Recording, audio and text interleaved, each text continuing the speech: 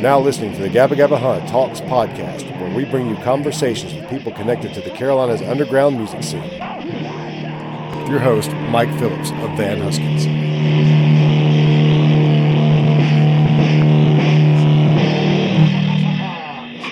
think I bought out. I think by Budweiser. So, yeah. So they're not like. Yeah. So they're not like a. I have no idea, man. Probably the one that's like a weird, like turquoise. Okay. Or like light blue. Good. Yes. Unflavored for me, thank you. I don't think it's still have flavors, but hopefully it's the least flavorful. I like flavory beer. I like flavored beer. Kids, let's go get ice milk. Yay, wintergreen. Unflavored for me. So I guess like the good thing about having four mics is it makes it a little bit easier for me to edit, because like if we start talking over each other, I can cut a couple of the mics off. But the way we have them set up and have them cranked up like this, if he's talking, it's going to pick up everybody. Everywhere. Sure. So I mean, but especially as loud as I talk. But it's not a problem, because I did that with Negulator's episode. Okay. That was when I really had to work with it, and I realized that when you cut those other mics off, it really does isolate it enough to where you can hear the background, but it's not so loud. Okay. Cool. If it works, closer to it. And if you look at this, like you'll see the levels. It looks like it's not really picking up that much, but I fixed that. Later I know you know what you're doing. Yeah. So. Well, I think I know what I do sometimes. Is mine or yours? Good enough. That is yours. Okay. And I really don't know how to start this one off. Coming straight from work, I'm thinking about it. I'm like, I don't really know. And then I had other stuff on my mind and everything. Yeah. And I usually don't say this early in the episode, but I'm talking to Sunday Boxing. Yeah, you are. We're here at your practice room, and I talked to Trey last week. Yeah. It was a really good episode. Yeah. So, and he was talking about how you guys share a practice room now. So I was like, hey, I'll be there this weekend. Yeah, it's been fun. Yeah, that's awesome. Yeah, Wilma guys. Does it meet the description he gave? Well, he didn't really describe it. But. Yeah. Well, he should have, because it's damn nice. Yeah. And I've been to the playroom before, but not this room. Yeah. It was like a bigger room over there. A friend of mine rented it for a few hours, and I came over and just jammed. And that's cool. No, we really like the space. Yeah, it's been good thus far. There's a lot of rooms here. I didn't realize there were this many rooms. There's a lot of rooms here. I saw there's a massage therapist in one of them, so it's not all bands either. No. Yeah. A licensed massage therapist, just to be clear. Yeah. Yes. Yeah. None of that shady shit going on around here. I did see that. I did say Legit license. all the way. But no, it's clean and private enough, and they have Good security. just enough rules to make me feel safe leaving my stuff here all the time. Yeah. It looks like a pretty good place. You know. Hey, 26 years, no break-ins. Nothing's walked out the doors, I think is how Eddie put it. So Have we been here 26 years already? No, but we will be. Time flies. Yeah, sure does. Well, I guess we'll introduce yourselves and what you do in the band. That way, everybody can put a name with a voice and know who we're talking to the rest of the episode. This is Pete Schock. I play bass and sing. Okay. And That's all you do? That's it? Play bass, sing, fuzz pedals, loopers, delay has a pedals, good time. Q-trons. How about a little shocking history? Shocking history about you. Don't you want to know more than that? well, no, I'll find out more about that in a little bit. I'm going to ask more questions. It is Pete Schock. Just first of all, Okay, I was like, man, that was quick. yeah, we're going to go ahead and go around the room, and that way, so later in the episode, everybody knows who we're talking to, and it's not like we do one introduction and then 15 minutes later. I'm Pete Schock, and I like to party. There we go. That's what I'm looking for. I like to party. All right. My name is Rich. I play the guitar, and these guys were already playing, and I joined them, and it's been a whirlwind ever since. And I'm Paul Rhodes, and I play drums. Okay. And so when did Sunday Boxing start playing as a band? When was the band formed? So, Paul and I recently realized that we've been playing together for 7 years? 8 years almost? Yeah, probably a little bit over than that, but like we've had off times as well, but like I want to say we met like in 2011 sometime. I would say there. Paul and I met at a transitional time for both of us. I was recently had recently moved here for work. Paul was literally got married probably 4 weeks after I met him. So that was the beginning, and we met through another local musician, and he was pretty cool, but he was even more like us. He was already like a father of 5 and was just kind of making time. And so he was an okay guy, but he wanted to do like Social Distortion covers, and that was cool enough. But Paul and I like kind of got out of there, like you and me, right? And well, I recall like one of us mentioned Fugazi, and we were like, "You like Fugazi?" Like I can't remember who brought it up first, and we were like, "All right, cool," because I think we were doing like Zeppelin cover with that dude. Like it was the only time we ever got together with him. Yeah. But yeah, we left there, and we were like, "We need to get together more." Right. It's funny. I'd been in. I think I had been in Charlotte for maybe 2 years already. Yeah. But again, where I was in my life, I wasn't really exploring much. Yeah. So I would kind of be like, hey, where's the punk rock? And I think I was at Cabo Fish Taco, which oddly enough I was at tonight, probably the 3rd time in my life. And I said, where's the punk rock? And the waitress said, like what? And I said, like the Jesus Lizard? And she's like, oh, go to the fucking Milestone. Yeah. And there it began, was the Milestone. And Paul and I had jammed. We had a couple of versions. We had Josh was a guitarist when we were first starting out, but he was a good dude and a good guitar player. But I found he was just right. We were just starting out, and it was just kind of shaky, and he was he bounced out pretty early. Paul, then what happened? No, I remember Josh. But like every time we got together, he didn't know like what we had worked on the previous practice, so it got a little just stagnant. Oh yeah, it got right. We learning the songs like every time, but it was very jammy. And then Paul and I think had gotten to like where we wanted to start creating, and again, no hard feelings. Josh was just too busy to concentrate on it at that time. But again, we've all been there. Over those last years, we've all gotten there, right? Yeah. But yeah, then we ended up in your office. At your house, just trying to record. We recorded demos of Paul and I, right? Yeah, Paul and I recorded True demos of Overextended and True Chameleon, and tried to find a guitar just player. The two of us, and that was pretty huge. So we were gonna just be a 2-piece for a while. Yeah. I found it daunting because then I was like 100% responsible for melodic content, and frankly, I don't think at that time I didn't have it in me. It was too much, and we kind of took a break, and then Jason was in the band. He was really good. We wrote I'd say probably 3 of the songs that were on Days Are Numbered, our first 5-song EP. Jason was part of that writing process. Yeah. And then his life also kind of moved on. Mm-hmm. We had all kind of split up at that point. And then we weren't doing anything. Paul and I were like, let's take a break. And then that was jamming with. But then Paul with Rich. I guess the dawning of Felwar Albatross. And that's where I met you. I remember we were out one night at Hattie's. At Hattie's, yeah. Yep. Yeah. And and I was like, hey, we were just doing covers at the time. That was what, and I was like, hey, you want to play some real music? No, that's not what I said. That's what you said. No, bullshit. Original music. Yes. I said, yeah. I just got loud there, but but yeah, that's what happened. And then you came into the mix. Probably like early 2015. 15, yeah. Yeah. That long ago, yeah. Yeah, and there was another break in there at some point too, and then we finally were like, let's get these fucking songs down, and we did that first. We did Days Are Numbered. And, yeah, that sounds right. I think Richard joined, and although I liked him and excited, I had to take. At that point I had to take a break. So we we played for maybe like 6 months, and then didn't play for like maybe 6 months or a year probably. Yeah. But then we all had that resurgence of like, got to get back together. Got the band back together, man. I mean, we know how it got a message from God. It's worked out well. So that was like when me and Eric decided to do Van Huskins. We had taken a few years off, and Eric calls me up, "Hey man, you ready to play?" It's like, yes, I'm ready to play. Let's do this. Yeah. We have a muscle, man. We have a muscle that has to be flexed. It's like I don't care who's there. Yeah, I don't care. I mean, sure, it's nice when there's 24 at the club. Yeah. If there's ever anybody again. But like we said, it's not about money, it's not about anything. We'll never stop. Yeah. It's just fun to play, man. It's like what am I gonna do? Play racquetball? Yeah. And a couple of notes about your story. Like you said, it started at the Milestone. A lot of good stories in Charlotte start at the Milestone. I love that. It's where my story started. Yeah. So it's a great place, and it's punk rock or whatever.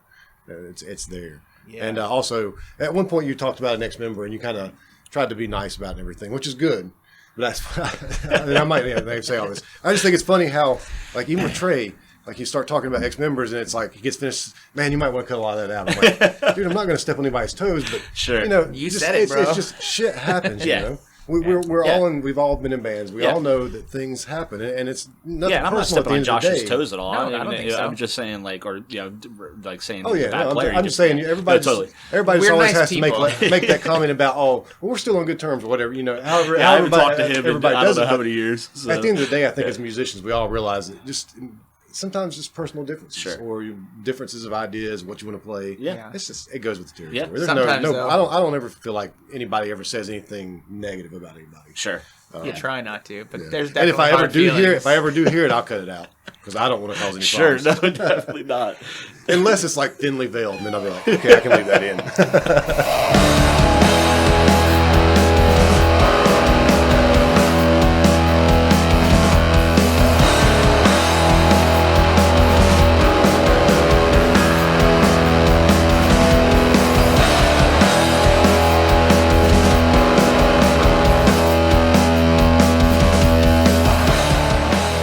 I'll say that I like to think that I think I'm a nice person, and I think I'm liked by those around me. But there are people that hate me, and they're only about music. Yeah. Well, maybe There's a few of us girlfriend or right here in this room. I thought he was going with the doggone it, people like me route, but he went the other route. two. No, people can hold long grudges. I actually ran into a member from a band breakup from, we'll say, long enough ago. Yeah. And we walked right up to each other like that was, and he basically was like, that was fucked up. And I'm like, it was fucked up. But hey, it led us here, and here we are. Yeah. I learned a lot. That might not help you for the last couple of years. But It's always easy looking back. It's really interesting to be in the forward time and to look back. You know, you mentioned the Milestone. yeah. Well, I first came to North Carolina and I met this guy Melvin, and I met him for a whole different reason because we were both interested in biodiesel. And then he was a drummer in this band, and he played at this place called the Milestone. And I was like, wow, that's crazy. And he took me there one time, and then one time he was playing with Kill Your Mules. Yeah. And with Preston Drum, and he said, and he's like, yeah, we need a keyboard player. I said, I'll play keyboards, right? I mean, I like to play guitar, but I was like, I just wanted to play in a band again. Sure. Yeah. And I started playing with them, and so we talked earlier about the introduction where Paul introduced me to Pete. I was playing with Melvin and Preston and this guy Silas in Kill Your Mules, and then Preston moved to Minneapolis, and so we just kind of broke up. And then Silas said, hey man, I don't know if you want to do it, but I'm working with this girl and we're doing these cover songs, these 80 cover songs. I said, yeah, I'll play whatever, right? We'll play whatever. And so we were doing that for a while, and and then of course I meet Paul, and then he said, hey, you want to be in a real band? No. he said no, I like how you keep leaning into the mic on that one. Original music. But that was really the thing. I mean, honestly, I didn't want to play 80s covers. Sure. I came from Florida and I lived in Northern Virginia, but I always played by myself at home. Mm-hmm. I learned some things, but when I came to North Carolina and Charlotte and I saw the scene, I was like, golly, this is what I've been waiting for my whole life. This is what I've been kind of waiting for. And in fact, it's funny that, the Halloween show at the Milestone, right? Yeah. The first time when Kill Your Mules played that, we were kind of like, well, what are we going to do? What are we going to do? And I said, I want to do Minor Threat. I've been playing Minor Threat songs the whole time at home. But now you're I already playing knew the damn now you're playing songs. the keys. And so I just need you guys to get in there. And so it was just like, I finally found my calling, Yeah. And it was like, but yeah, certainly the best part has been culminating to this point, and we're making some really great stuff. We did Days Are Numbered. I had to learn some songs. Available now. Days Are Numbered. Available now at your local pitches. If you didn't know by now. And we'll talk about Days Are Numbered again in a little bit too. But since you're already talking, you're from Florida, right? Mm-hmm. When did you start playing guitar? I started playing guitar when I was like 14 or 15 in high school. Me and a buddy, I had some guitar I got for Christmas, and my friend got a bass, and I used to walk to his house with my amp and my guitar. Yeah. Walk like 3/4 of a mile. I don't know how long it was, and we'd sit there and we'd do some real kind of psychedelic stuff. And he had an old reel-to-reel player, and we would record this stuff, and I'd say, we're just gonna wing it. And he's like, what do you mean? What do I play? I said, just wing it. Just wing it. And we came up with some pretty cool stuff, back in like 1989. And we had a band in high school, and we did something kind of just after high school, and that didn't really go very well. The scene in Miami was very kind of, there was some rock there. Mm-hmm. There were some clubs in Miami Beach, Washington Square, and Club New. And there's a guy I went to high school with that said, hey, you need to go see TSOL. And I was like, oh, okay, well, and it was like, wow, that was just great. I saw All play, I saw the Fire Hose, I saw Sonic Youth, I saw Alico's Attic. Yeah.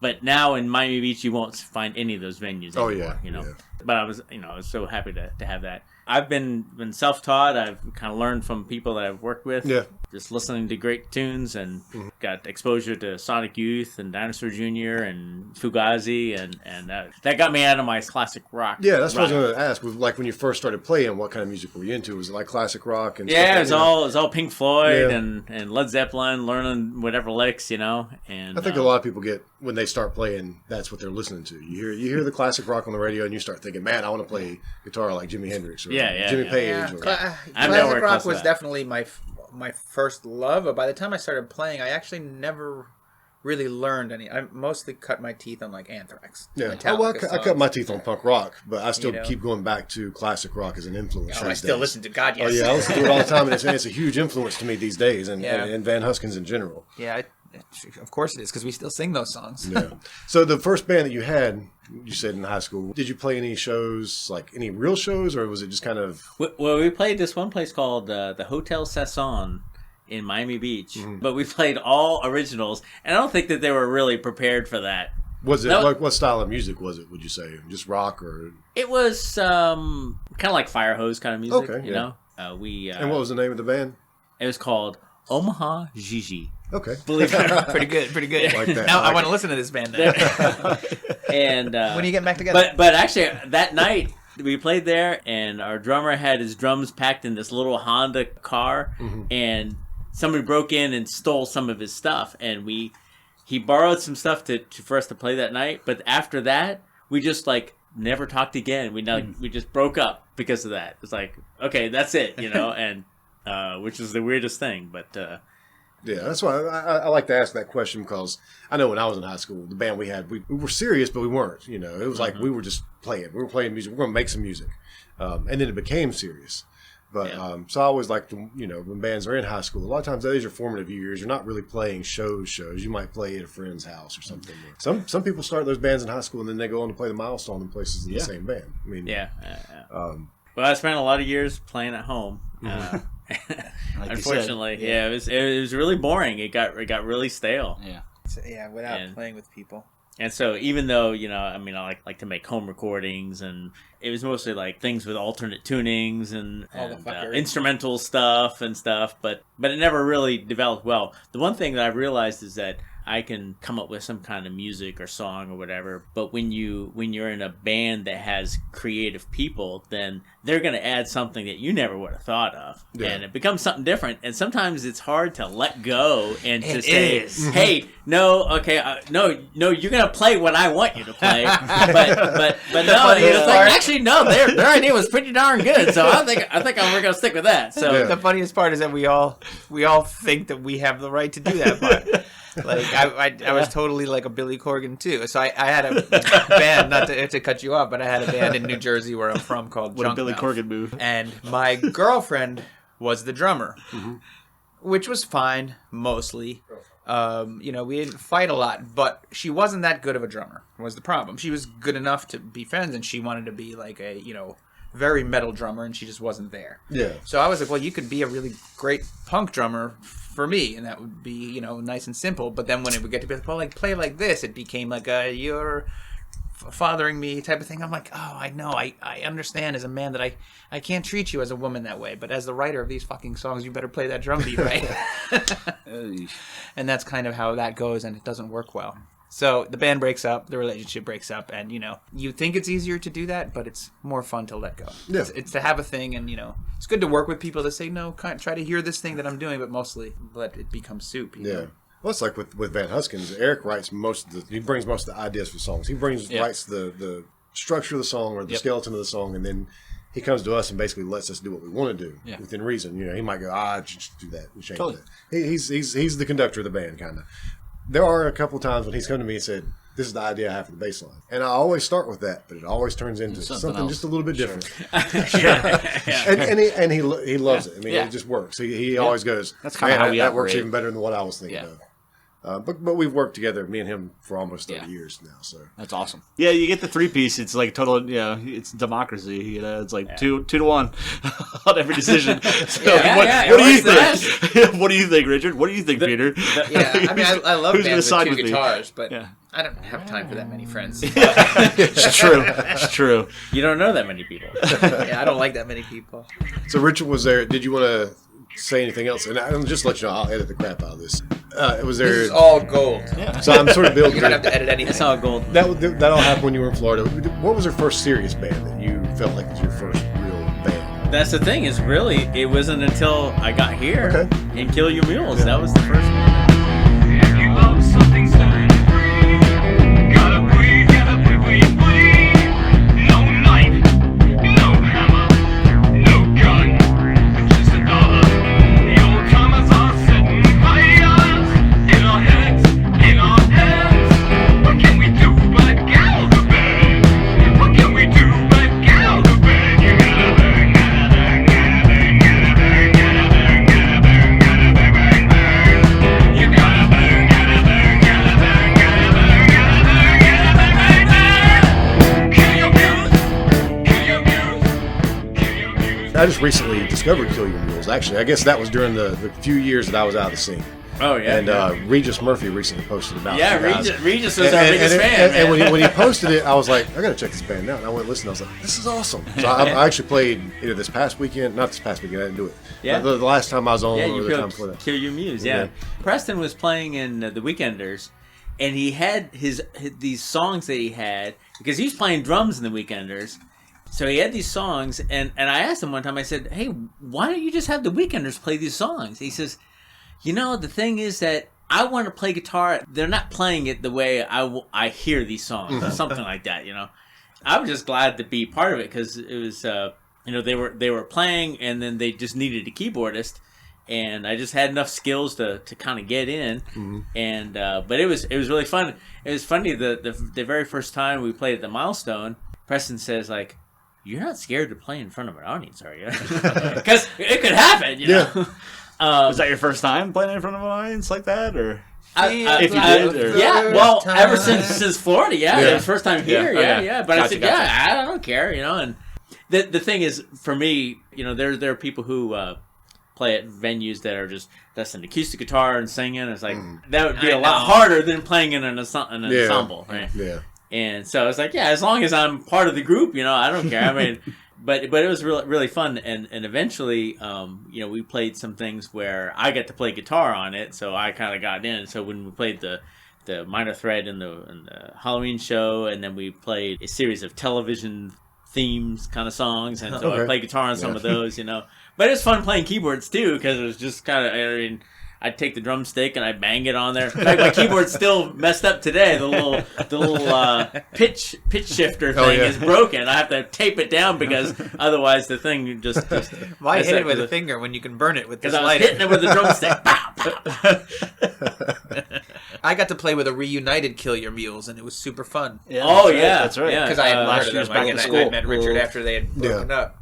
Last year or so? Yeah, last it year was was back just to school last jam. year. And so I learned Melvin one of their wanted to do it? songs and a Man or Astro Man song. Cool. It was super fun. Yeah, Melvin wanted to do that, and he actually had Preston, the songwriter of all these songs. He had him on Skype up on the the video screen at during the Petrus. thing, and Petrus. Yep. And so we played a few of the songs. So I was playing guitar on it, which I normally didn't, but I knew how to play all the songs and singing. And then Pete came and played bass for us on that Man or Astro Man cover. Yeah. 9-volt. 9-volt. I was going to ask which one. That's an excellent song. Yeah. That was a fun song to play. And that's the funny thing too, is that, you know, there are 3 drummers I've worked with here in Charlotte. Mm-hmm. Paul, Jill, Yeah. and Farewell Albatross, and Melvin. Melvin. Yep. And there have been so many gigs that are like they're all three there. I'm like, oh man, I can't tell who's my favorite drummer right now. But That's funny. Yeah, I would go see Farewell Albatross and see Silas, his awesome bass player from FA, and talk about his whore. Such a good dude. It's the 2020s. We can see any bass player we want. I guess. yeah. So when did Farewell Albatross start? How long have you been playing with them? Well, that's a good question. As I said, it would have been like probably 2015, early 2015, when you like.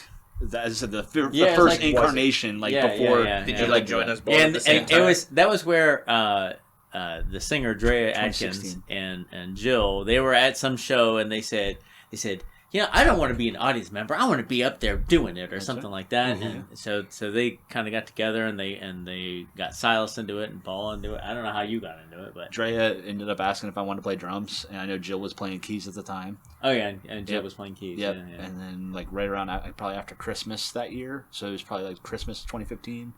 I know we're going into 2016. That's when Jill ended up wanting to play drums, and I wanted to focus on Sunday boxing, and I found a guitar player, and I mean, it was all good. Yeah. So. For a while, I was playing with both bands, and it was a bit tough, as bands do. Sometimes they kind of fizzle out, and so I said, well, at least I got a little backup plan. And you recorded some good music with Farewell Albatross. Yeah, I hope you're not done.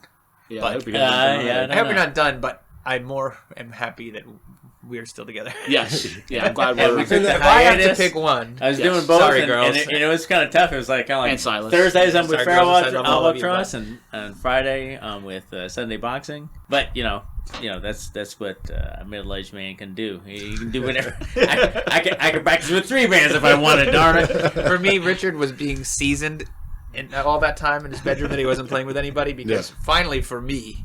Again, I started off playing metal that evolved to like grunge, and that's really where I played a lot of my first bands. But when Richard showed up, he knew how to play Fugazi songs and like all the punk rock that I never really played with anybody else. And I was like, this is good, because even though that music is classic rock to us now because it's 30 years old, it's still the music rock that I never really completely got to play with anybody. Like that type of angular hard rock that we do. I've had heavier bands, but I haven't had a band that rocks harder than Sunday Boxing. Yeah. And let's talk a little bit about your background now, Pete. So you said you were from New New Jersey. And you talked about one of your bands a little while ago with your ex-girlfriend. So yeah, my first band was Doublespeak. No, that's not true. My first band was In Vertigo. Okay. And, I started playing bass when I was about 14. New Year's Day, I got a bass. I guess it was for Christmas, but that's when I saw it, was New Year's Day. And, I practiced a lot in my room. And then when I was about 18, I joined a band that we called In Vertigo. And that was mostly Metallica-styled, that I was kind of bringing a helmet type of thing into, and that was what we liked. They had been playing together since they were kids, and they had evolved really nicely into a very good Metallica, Sepultura technical metal band. Yeah. And I wasn't quite that technical, but again, with a background of like helmet and stuff, I definitely played super tight. And then because I could sing, I always would end up kind of becoming the singer, because singers weren't coming in and sticking around. So that was In Vertigo. Then there was Junk Mouth, as I told you, and that was fun. And that was definitely much more... I was really into Smashing Pumpkins, but was discovered... So that kind of perfect music that is the Pumpkins. But my high school English teacher introduced me to Sonic Youth because a kid from our high school was actually the star of Dirty Boots. His name was Matt Horn, and he was the star of the Dirty Boots video. So she said, this is our student, Matt Horn, check him out. He's in this band Sonic Youth. And I was like, what the fuck am I hearing? This is amazing. So that began my Sonic Youth interest. Yeah. So that's what I started trying to bring. I got into like Shudder to Think, Jawbox, like angular, melodic. I called it post-hardcore, but I don't think that's what people call it now. So I liked that, and I then joined a band called Doublespeak, which I loved a lot, and we were kind of, I guess, Deftones was the main thing. So after grunge, a lot of the people that I ran with were getting into like what would become new metal, and I just wasn't really liking it. I really wanted to do, again, that shudder to think type of thing, and no one really knew what they were. Like, I kind of wanted to wear a suit. You know, I didn't want to dreadlock my hair and shit. Yeah. I thought it was getting, like, played out, like, right away. You know, some of it was cool, but most of it was just not cool. So, yeah, so that was Doublespeak. It ended up being very Deftones-ish, and I think that was a good thing. It was melodic. It was very heavy. Yeah, I like very airy. Deftones, but I know new metal, I'm not really But a fan. otherwise, well, just like Deftones, they're like, we're friends with these guys, but watch what you call us. So, Yeah.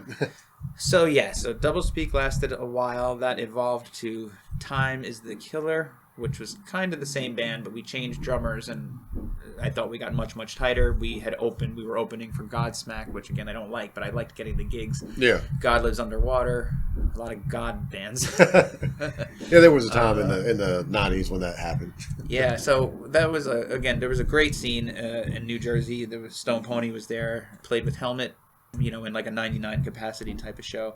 So that's kind of what I was doing, but then nothing for a very long time. The only other music that I've continued doing is my band from Philadelphia, Karma Canon, who I have to shout out because we've been making music for 17 years now. Yeah. We've recorded every note we've ever made. It's all improv.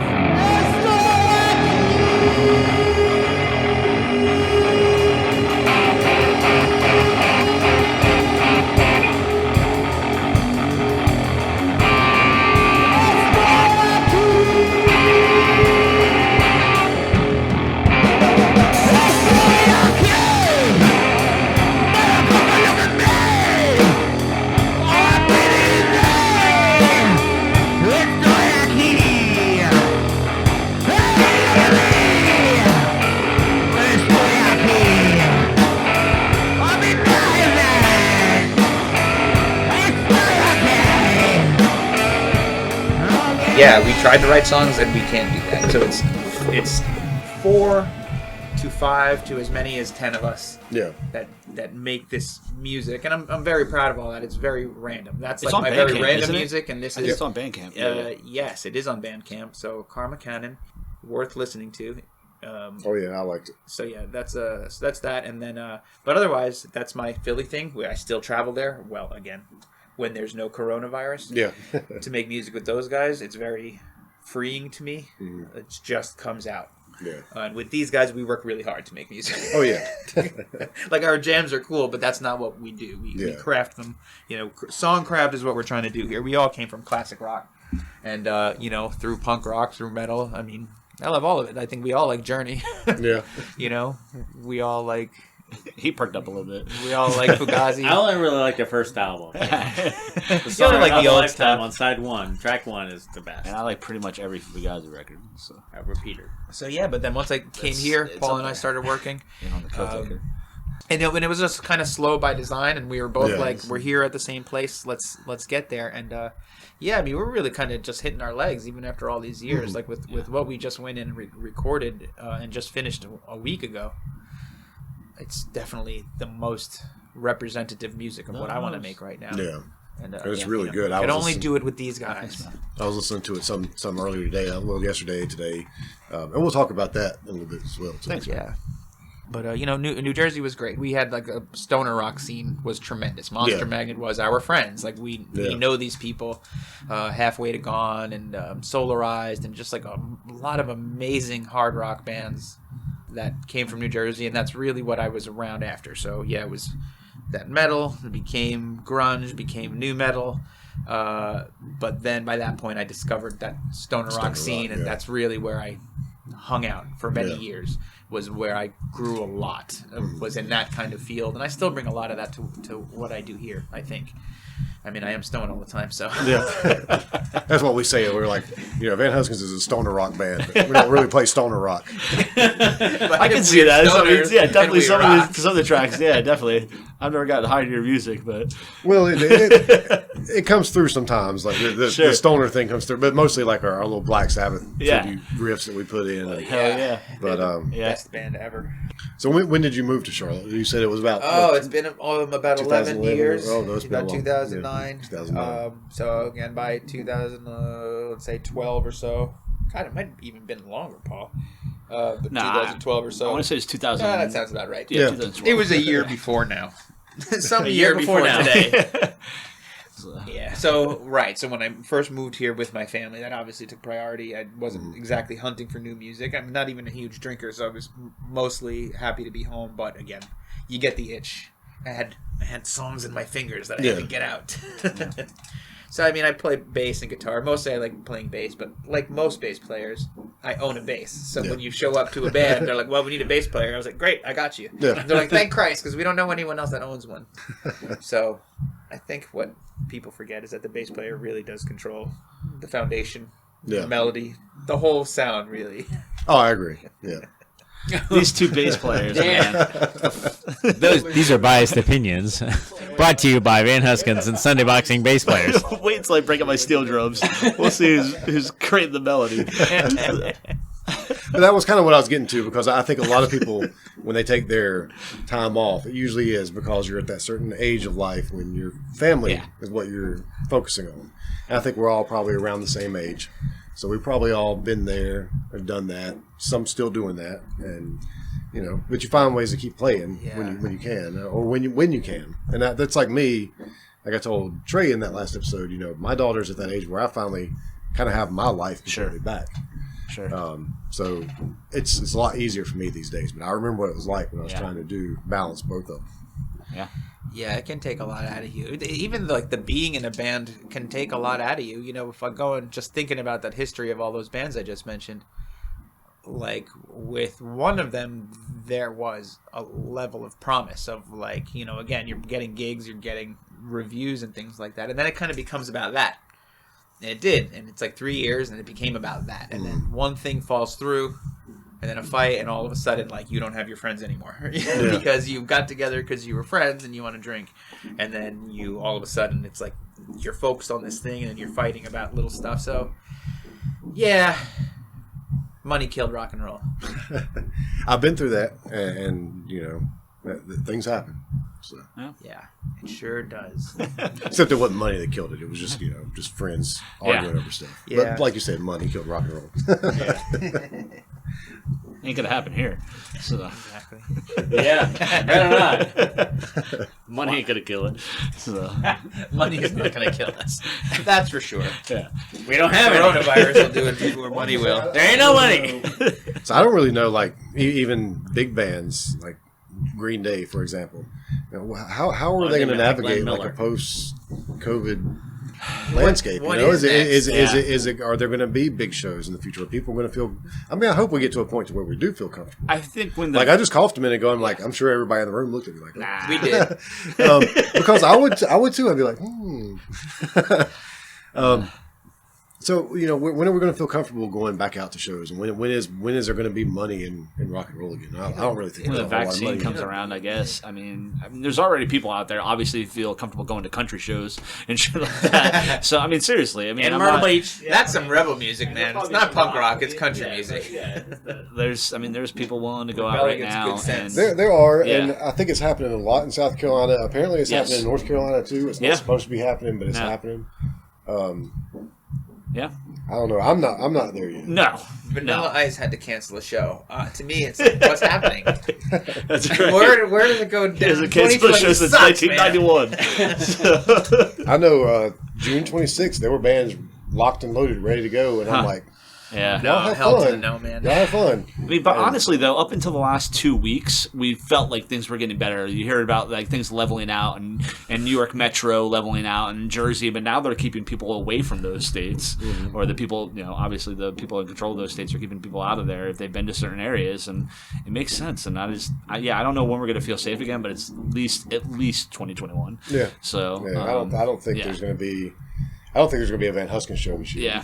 Yeah. I mean, if that's there was an 2020. outdoor thing that we could do, Sure. it might, we talked about that. There was one scheduled for September that's not scheduled anymore. Yeah. It's been postponed. Well, if you want to be safe and social distance, it's no safer than a Sunday boxing show. I mean, that is the joke around the scene that, we're going to play to a reduced capacity. That's no different than what we're used to, which is true. You play a show at the Milestone on There's only 3 people there anyway. Thursday night. There's only 3 people there. You play a show on a Saturday night. There might only be 3 people there. You never really know. Yeah. Yeah. So it's but literally one you and a think half. about like the places we play. Even if there's only 10 people in there. I'm not ready to go out there and No. be a patron of those places. No, I'm not either. Yeah, I drove by a new brewery that's open on Monroe Road on the way here, and I was like, damn, that's a lot of people. I mean, they were outside, but still, that's still a lot of people outside. And I'm still not even like going out to eat or anything. Yeah. I'll go pick up food and bring it home, but I'm not even going exactly. out. No. Even I ate I'm sorry, at Cabo tonight, and again, they clearly did a good job, and they were clean and socially distanced. But it took me a minute standing outside that window to be like, do I want to sit inside with anybody? Yeah. And I didn't, but it was delicious, so thanks. Yeah. I'll take my chances. Yeah. I need them fish tacos. And you didn't even bring us any. Yeah, right. Well, we actually ate at Common Market. That one. That's the only time I've ate out. That was. I ate at brewery down in Rock Hill. Of course, they got inside and outside seating. Sure. But this was like a couple weeks ago. People spaced. No, that people were wearing masks. Yeah. You know, People are not giving a shit. the employees were wearing masks, but most everyone was like, you know, I mean, there was normal kind of seating outdoors. I mean, we definitely wanted to be outdoors, so that we were separated, but it kind of seemed like a normal day, honestly. Yeah. And that's the thing, is that every now and then you it's a little too normal. You get to some place and it's like, hey, this is kind of like 2019. Where am I? Yeah. Put it this way: we play, once a month, and I just bought microphone covers. I told the guys, I said, you know what, I'm actually gonna buy my own microphone and bring my own. If we ever gig again, which I know we will. So, but I'm bringing my own microphone. I can speak for Paul and I. We've definitely chapsticked up some microphones, so we'd be doing the right thing to bring our own from now on. But yeah, karaoke, for Christ's sake, come on. That's what I talked about. I told that, and Ben's like, man, why would you want to take microphones? This is one more thing to remember. I'm like, yeah, but it's our microphones. Sure, exactly. Exactly. But when we played Milestone and did our live stream, we didn't think to do that. So me and Eric put hand sanitizer all on our hands and just get all of them like Clorox wipes. Yeah. I guess that's the best we can do. Yeah. Yeah. Well, I actually just bought the foam covers. Yeah. Just in case. I thought about that too. I was like, we can just get saturated. Just do it. Sits there. So what? Still gotta break out the Lysol wipes. Yeah.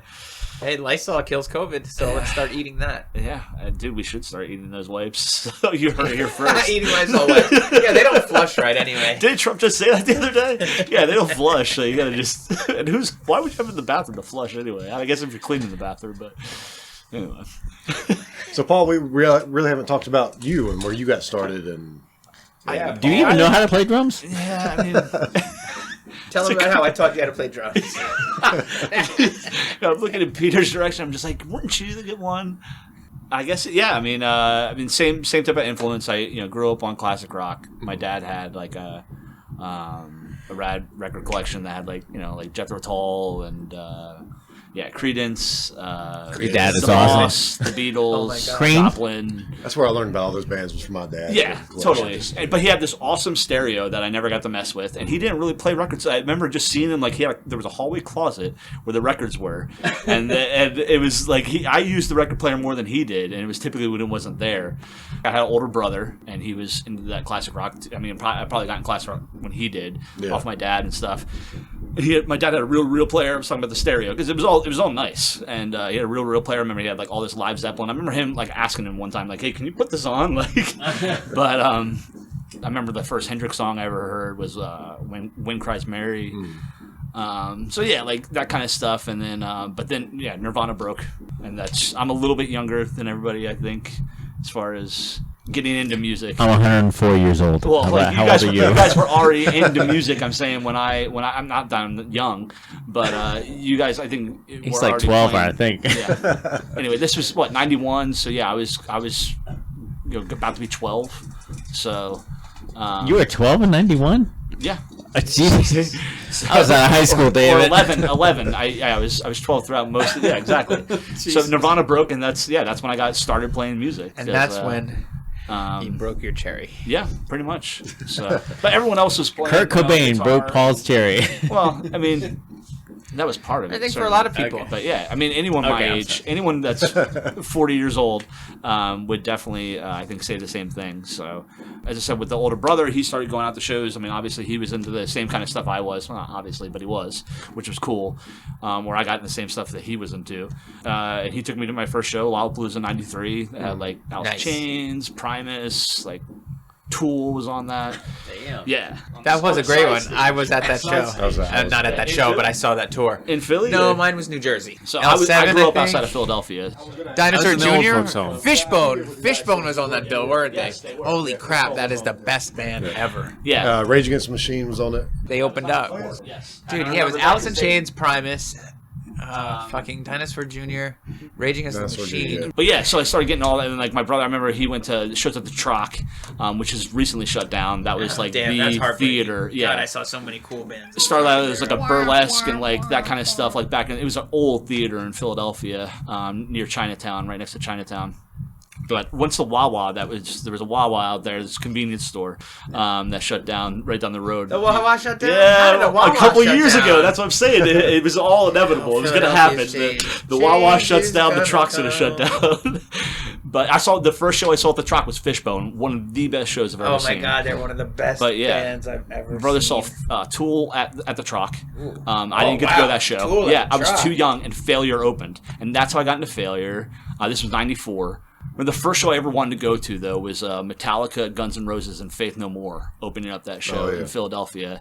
And so I was probably like 11 or 12 at that point. But yeah, I had a couple buddies of mine. As I said, one played bass, Warren, and Eddie played guitar, and got with those guys and just was like, I'm gonna play drums and fucking try to be Dave Grohl, pound the drums as hard as I can, and. Yeah. Anyway, and that was we had a little band called Blind Witness. Okay. So that was going into probably my into high school, and then Warren ended up moving away, and I met this guy Greg through a buddy of mine, Barry, who Greg was a couple years older, and he played bass. So we ended up like always hanging out at his house, jamming there, and then. Met a couple other guys through those guys, and just through this house. As I said, like early high school, and I started a band. I didn't start it, but I was in a band from '95 to '98. Yeah, playing drums, punk rock. That's when I got into punk rock. So, obviously, Green Day and like Offspring blew up in like '94 and stuff like that. And there's so many. But like as I said, with Nirvana, like, Bouncing they were Souls always came talking. to town a Yes, lot. and, like but before even that, like when Nirvana broke, they were always talking about their influences. We talked about like Dinosaur Jr., the Pixies.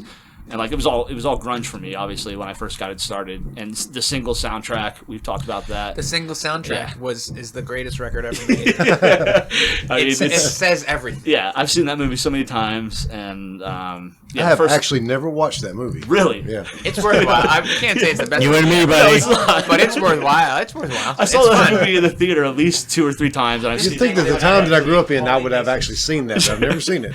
It's been like probably a decade at least since I've seen it, but I saw it so many times I've probably made up for it for all the missed time that I haven't seen it. But yeah, like Screaming Trees, Soundgarden. Yeah.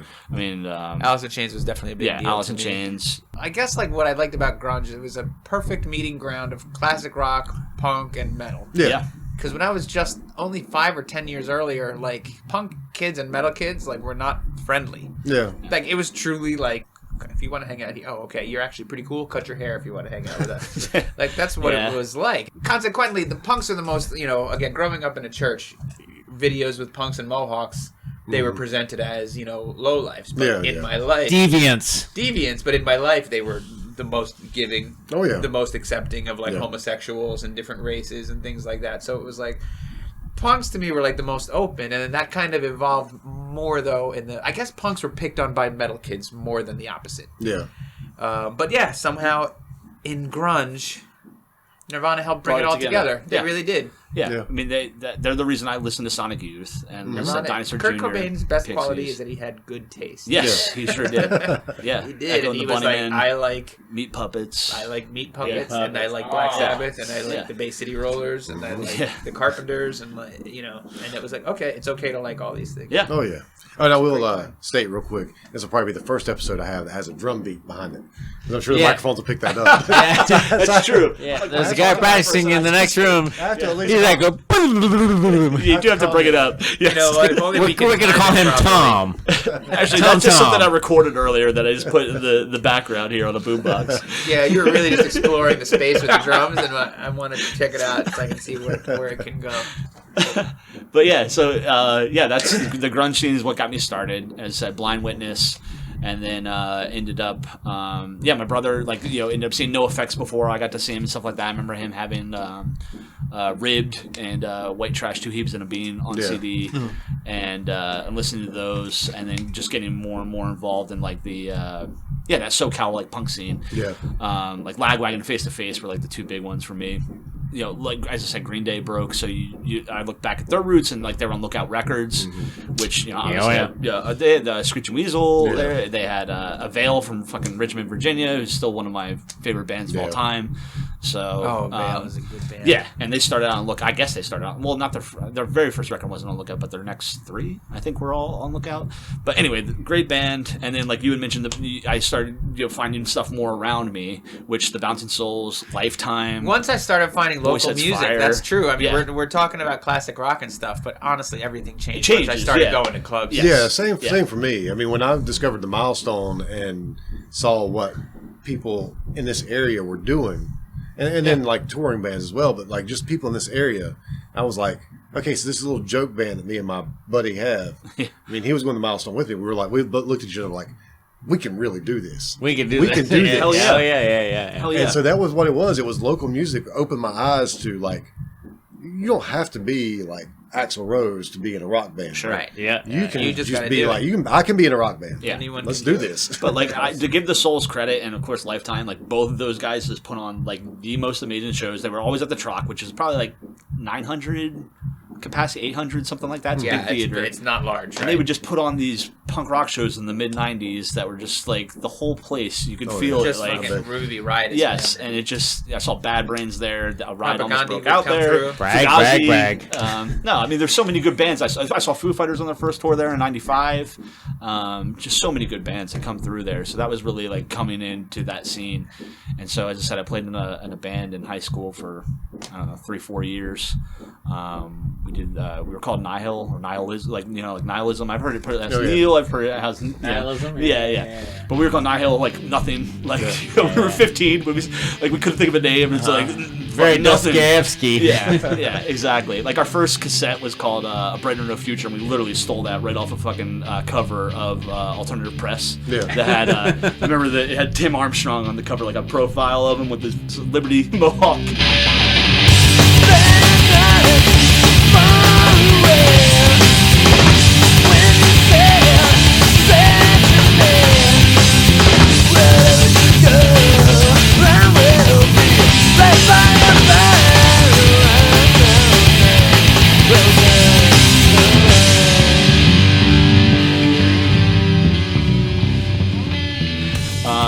So started getting into that kind of stuff, and we did like 3 cassettes in high school, and then did a CD. And that scene was really cool, and like that Westchester scene and stuff outside of Philadelphia, the suburbs of Philly. I'm from that area, so obviously like if you're familiar with like CKY and like that kind of that was around that time, and obviously like the whole BAM and before Jackass and all that stuff, and some of the bands that were coming out there. But you had Creep Records out of Downingtown, right there in Westchester area. And they just had all these great bands. They had the Boils, the Halflings, 2.5 Children, like I'm trying to think, all the Bug Light. They had all these great bands out of that like Southern Jersey, Philadelphia area that played there. So, but yeah, we released, as I said, a couple cassettes, and then we recorded at the Creep House. Eric Victor was the guy who ran it. So he was kind of like, I don't want to say the godfather of that scene or whatever, but he was Creep Records. Yeah. He plays in a band now, I think, called God Damn It, out of Philadelphia. They actually were here at the Milestone last year, but it ended up happening on my wedding anniversary. So I didn't go to that show. But yeah, Eric Victor was the guy, and he recorded bands there, and had this record label in Westchester, Pennsylvania, and it was a great scene. Plow was on that, in that scene. Plow United. So yeah, a lot of great bands came out of that area, and really got me into the punk rock scene. But eventually I ended up leaving and going to school down here originally in 1998. Okay. stayed around for a few years going to school, going back in the summers and whatnot. But then I ended up like the summer before 9/11. Yeah. I ended up going out on the road after school and working for a band. I wasn't touring. What band? Yellow Card. So so I was working for them, and it was very early on. I thought he was gonna say Nirvana. It should have been. That would have brought it full circle. Actually, who would have been singing? Why don't you change the story now? Instead of Yellow Card, it was Nirvana. Yeah. I ended up starting touring with them that one summer, right before 9/11. And I remember I get back to school my senior year, and it was great. It was a great summer. We did like a regional tour in the south, in the southeast. Got to go out with them to California, where they were. They just finished up their first record with a label out of Santa Barbara called Lobster Records. Mm-hmm. Yeah, great little time. But yeah, went back to school after that, and back down here, and 9/11 happened, and I don't know, like just the whole perspective changed because I had just been out on the road, and I was just like, I want to like do something like that I've always wanted to do, so I wanted to get back out on the road. Yeah. And so I ended up touring with them the next summer for a while, and then wasn't playing music. I was just working. Yeah. So, and really didn't start playing music again until I moved down here in 2006. So yeah, there was a little span there where I was doing road work and came back. Life happens. Yeah. So did you play any bands here in Charlotte around 2006? Not right away. I jammed with like an alt country band called Kentucky Gun Club. Okay. I don't know. Kevin was a really cool guy. I think that was the guy who played guitar. Really cool guy, and his wife. They were awesome. But yeah, just played with them for a little bit. And then actually, someone mentioned Ryan Westbrook on your podcast, like not like a couple weeks ago. I don't remember who. He played in I Have Who Has, I believe. Okay. But I was playing with him, and he was doing like an alt country thing with Josh Featherstone. Yeah. He was in there for a little bit. He ended up leaving, but it was I can't remember the guy who was playing, whose house we were playing at. But we did that for a while. We went to the studio for a little bit. Recorded 4 songs. I remember I totally shit the bed. Like I think Ryan ended up having to come in and play drums on one track. So yeah, I totally shit the bed on that. It just wasn't my thing. Like when Josh was gone at that point, Featherstone. But I remember when he was in the band, like he added a different element to it that I really liked, and I think we were trying to go like a harder edge, but it just I can see that with him in the band. Yeah. So that ended up like kind of disbanding because the guy we were playing at, his wife ended up having twins, or they ended up having twins. Ew. And so what we knew was coming, so we were out of there, and then we ended up in Ryan's garage for a little while, just as a 3-piece, and then he ended up kicking me out of that, and I think it ended up coming Blackwater Redemption. Okay. I get kicked out of all the bands that are getting ready to become something. So it was Blackwater Redemption, Farewell Albatross. You should look internally. But yeah, I really wasn't playing like much at all. I was just playing these little things that wasn't like necessarily my thing. As I said, if you hear the shit that I was playing in high school, that was definitely more of the punk rock influence type stuff. So and it wasn't that here. But yeah, as I said, then someone says Fugazi, or I say Fugazi. You like Fugazi, and I like Fugazi. Do you like Fugazi? It's a good flag. It's a totally good flag. It's like, hey, now I want to play music with that person. Then not everybody likes him. Not everyone's heard of him. So just even having heard of them is a good start. You don't have to like. Sure. But having heard of them is a good chance. There's a better. Yeah. Do you own any Discord records? Any? Well, I'm a huge fan of like Makeup and like stuff like that. But I love that. Yeah, you've never heard Makeup? Makeup. Yeah. Nation of Ulysses, I'll do all day. I did like Slant 6 on also on Discord records. Well, Fugazi's one of my. I put them in my top 10. They're one of my favorite bands of all time. They're so good. Yeah. So good. Yes. Definitely. And that influence you'll hear in Van Huskins every now and then too. Yeah. Eric's not even aware of it sometimes. Yeah. Like, man, it's totally Fugazi. You're playing if people become aware of it, you're stealing. You're supposed to slip it in. Yeah. I want to know about the Superchunk. Oh, wait, isn't that a Black Flag song? Oh, there's a big Superchunk influence in Van Huskins. Yeah. Not quite as much as in Van Huskins as there was in the Accents. Yeah. But Superchunk's one of my favorite bands. They're so good. Really. It's funny. The first Superchunk album I had, I was still back in Florida, and then when I moved here, I was like, they're a local band here, right? But and I don't think I've never seen them live. But I saw them on Lollapalooza actually. Oh well, I've seen them. Bless your heart. Hell you. And we at one of the Halloween shows we did Superchunk. Oh nice. Oh yeah. Nice. So how many Halloween shows have you guys done there? We did Superchunk. We did Danzig, Screeching Weasel, and the Pixies. Okay. The Pixies was the first one we did. Okay. We did Superchunk, then we did Danzig, then we did Screeching Weasel last time. Wow. And Screeching Weasel was just... Those songs were not fun to play. Yeah. They were not fun to sing. And we decided we didn't want to do the Halloween thing anymore after that. That was the last one. we still talk about maybe doing it someday. But What a great band, dude. My Brain Hurts is like still like that record is. I love them, but man, I did not have fun playing those songs. Yeah, I can They were imagine. We talk about doing the Halloween show. We wanted to do Jesus Lizard, but we were going to ask the Emotron to sing. We were going to songs ask with him, us. yeah, if we could get But then it it's done, like, I don't even want to put that guy in a box. no. I can't make him sing someone else's lyrics. It's too brilliant. Yeah, what a great band. I got to find some schlub to scream. I did David recently Yao see, lyrics. though, Nerve Endings, I think it was Nerve Endings, doing a cover of Mouth Breather. Ooh. I saw that on the internet. No, and I think Andy the Doorbum was actually singing. Really? Yeah. Yeah. I've seen Yes. that. I've seen them do Boilermaker live. Too. Okay. Yeah. Okay. Yeah.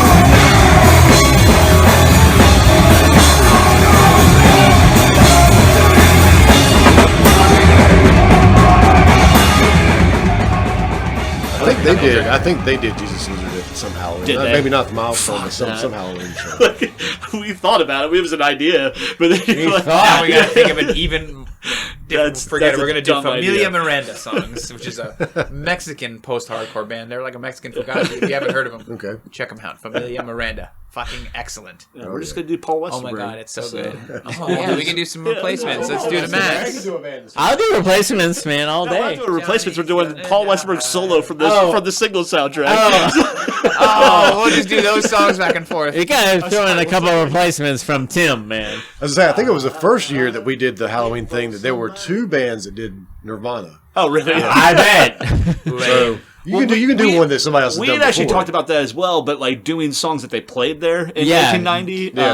Yeah. But you couldn't do the whole set. I mean, it's like Yeah, it's like 58 minutes or something. But picking And they songs- slept there, so we didn't want to sleep there. Buck wouldn't allow it. Like literally say, "All right, good night," and you lay down. So I do not want to sleep at the Milestone because I pissed too much. But at one point I was thinking, like, when you started talking about how you were just playing in one band now, I'm like, wait a minute, is it Farewell Albatross not a band anymore? In October or November last year, Yeah. Drea said, "Hey guys, Sounds like a text 'cause message. she started. Oh yeah. Hey guys, This was fun, now I'm done. Smell like drama and a headache. Take my pills, go to sleep. Then I wake up, you're still next to me. Can we just call it quits and let's get over it? 'Cause you said I was a stupid bitch and I don't like you. she started learning, trying to play guitar. Right. There's one song that we were working on where she would sing and she would play like a melodic line at the end of the song, right?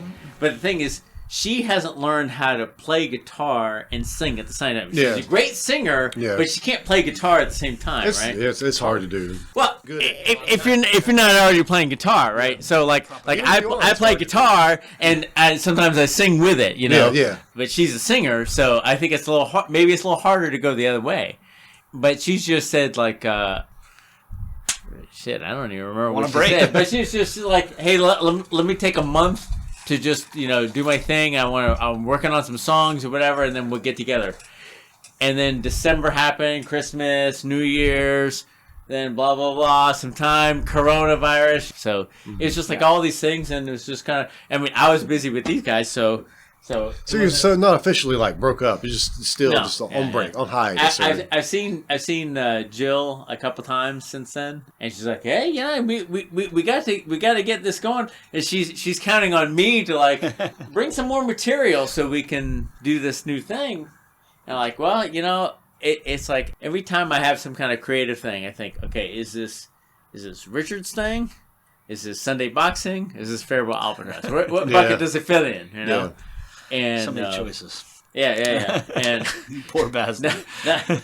Paul, sorry, you don't get them all. Yeah. You don't get them all. The thing is, I think she's just been busy with other things. Yeah. And so it's like not such a big deal for me because we had actually not really written a lot for a while. When we first started, she was great with writing lyrics.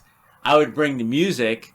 And so it was a pretty good combination. Sometimes it was stuff I had from before. In fact, one of the songs that we have was one of the songs that my band played back in high school. It was part of the song that my band played in high school, right? So I was like, you know, it was like, okay, well, I got this little riff. Okay, well, that fits into with this thing. Now, they don't know that this thing is old. This riff is 20 years old. Yeah. So what songs in Sunday Boxing are 20 years old? So.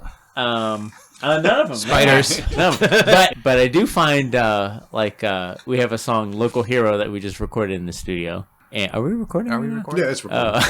Because we're about to start firing off and I found the little demo on my computer because every now and then I come up with some idea, and I've learned I don't want to lose any of these little musical nuances because tomorrow I'm going to forget it, right? In my past, you know, sometimes I would record an audio thing. I say, oh, this is a cool little tidbit. I'd record it, but then I'd play it back and say, I have no idea how to play it. So what I do now is that I turn on some kind of video thing. I make a little video recording on my computer, and so I got my guitar there, and so I just play it, and I make sure that I can see the chords I'm playing or whatever I'm playing, so that I'll remember. Okay, I got the melody. I can hear what it sounds like, and I can see what I'm playing. You know. Yeah. So our recent song, Local Hero, I found the original kind of thing where I was like home for lunch one day, you know, I'll be playing the guitar and say, oh, I've got to do this thing. Okay, turn this thing on. It's actually quite different. Really? It's got some of the same chords, but it's just different, you know. I've got some recordings that we did in band practice of like some songs that we just recorded for that EP that we put out. And one day I just found them on my computer and I went and listened to it, like the song Bleed Do Bleed it's like the first song on the EP. And we played it so slow, like the first time we played it. It's just like crazy how much it changed. And it didn't really change that much. Yeah. But it changed just enough that it's so much better now. Yeah, that's right. Tempo can do a lot of things. Well, actually, all of our songs end up faster. I mean, on this last EP, everything was like, well, gosh, we're playing it so fast. Well, all right, I guess it's not that bad. Yeah. I don't know. Yeah, I like the up-tempo energy, but that story is the same for Artificial Light. Paul and I were playing a song called Nautical Teen. That was kind of a fragment before Richard was even in the band. Yeah. Yeah, we just turned that into pretty quickly, considering how long it lingered. Yeah. We then just kind of hashed it out in a day and wrote, I think, an awesome tune. Yeah. We also have those songs that linger for 2 or 3 years before they finally become a song. Slow bake. Yeah. We will jam on them, you know, every week, and it's like, that's getting somewhere. Yeah. And then eventually it's like, okay, we're getting ready to record. That's become something now. We're going to record that one. Sure. A lot of the songs on the CD that we put out, because we had a chance to record as much as we wanted to, really, within, you know, what we could get done. Yeah, we did that with John Bowman. What we could get done in a day, we were just going to record everything we could in a day. Yeah. And I had those 12 written down. It's 11 tracks, but it's 12 songs. Just plowing through them, man. And some of them we've been playing since we first started playing, but we just never had recorded them. Yeah. And so we finally got around to putting them all out there. So those slow burn songs sometimes are some of the better songs. Yeah. True. Yeah, that new EP that you guys have, though, as I said, Farminaut is just such a killer track, dude. I can't really pick my favorite off of that, but that's a good one. I love that. The last part of that is like I like the first part of it, but I really just like that last little bluesy ZZ Top part that we got at the end. The whole thing that's right up our alley. So yeah, we're pretty. I mean, I think some of the stuff on well, not that it sounds like Farminaut at all, but like Local Hero, like how it just had the more totally different at the end than it was what you started with. We like putting those different parts into it now, Sure. and making things that don't necessarily follow a formula so much, but just we do what we want to do. We like throwing little tricks in and things to make people think. That John Bowman, when he recorded this, he's like, "Man, you guys like doing things that make people want to go back and listen to a song a second time a third time just to hear that's good. What the fuck did you guys do?" Yeah, like on the single we're getting ready to release on July 31st, Your Ghost. Mm-hmm. Yeah, Pete does some bass stuff there that makes you. What was that? For a second, like, oh, that by the end of the song, hopefully you're getting it. But yeah, it's like, wait, did something happen there? I love stuff like that too. When you hear it and you go, "Oh, I need to listen to that again." hopefully that's the case. That's what we're hoping for. We hope that people want to listen to it again. Sure, Like, exactly. What was that burp? I know I've listened to it a bunch of times already, and I really Thanks, like man. it. But so the first EP that you recorded, now where did you record that at? At Catalyst. At Catalyst. Yeah, you recorded it's what both yep. times at Catalyst. Yep, Yeah. exactly. Um, yeah, Rob's a good dude. We have a good thing with Rob. Yep. Yeah, he gets like what we're trying to do, and Yeah. he'll call us out if it doesn't sound good. So I called corny. I think I got called corny at this session. So, But it happened so often now that Paul was just. Was it something that you were playing that he said No, was corny? something I or- was asking about a mix. And, Okay. and he did it. He did it. what's Like, to funny- give him credit, he did it. And then when we played it back, he let everybody know. Hey, And that each of sounds the corny. three of us individually, but what's funny is like he was like, "I'm sorry, Paul, I think it's a little corny." And I came in, and I was like, "But wait a minute, what if you switch the left speaker and right speaker?" And then I'm satisfied. And then Richard comes in, and we're like, "We hope you don't think it's corny." And he's like, "Well, if I do it Yeah, like Richard this hadn't heard the mix in yet. the center," and then so every one of us took the corny part, and we're corny people, man. It's rock music. That was funny because he put on the headphones and I'm just watching his face, and it comes on and he's like, after he's like, and he to his credit, he made it work. So, but yeah, but It's Rob's fun. a good guy. It's yeah. fun to try stuff. So yeah, Catalyst. we like Yeah. Rob. He's a great.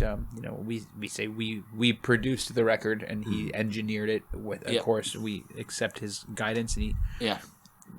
like with the first EP, made little production choices that we were like, oh, actually that made us change the song. Yeah. So we're also open to stuff like that. We like good ideas. Again, if this was a money thing and he was like, you've got to change these lyrics to make it on the radio, I don't think that would excite us. But this was more like, hey, here's the thing I tried. And we're like, oh, well, okay, that's not what we were thinking, but we all like it better. So, Yeah. I think okay, we'll do that from now on. The first EP I think is a lot more, not necessarily. Well, it's fuzzier. I don't think the new stuff is as fuzzy as far as the production's went concerned. a little more Yeah, clean. clankety bass. Yeah, I play a lot I of noticed fuzz that, bass, yeah. and this time I was a little bit more like wanted a little bit more cable-y bass. Yeah, we didn't have the vocals drowned out as much. I don't think. Like before, we were trying to have the vocals kind of push through the music. This it's sitting more on top.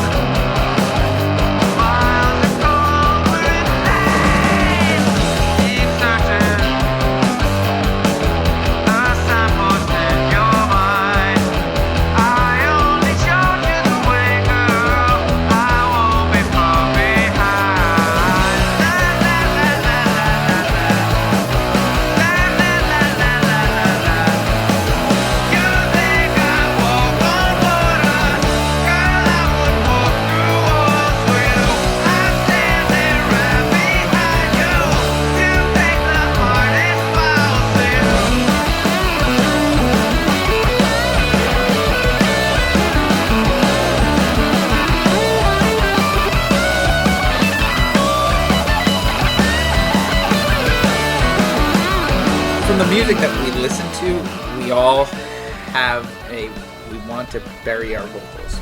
Even though Richard sings well, and I think I sing well, and Paul sings well. We want to bury our vocals. Yeah. Because of the song. I mean, the music that we like and just natural shyness. But we've been complimented more than once that our lyrics are audible. And I was like, you know what?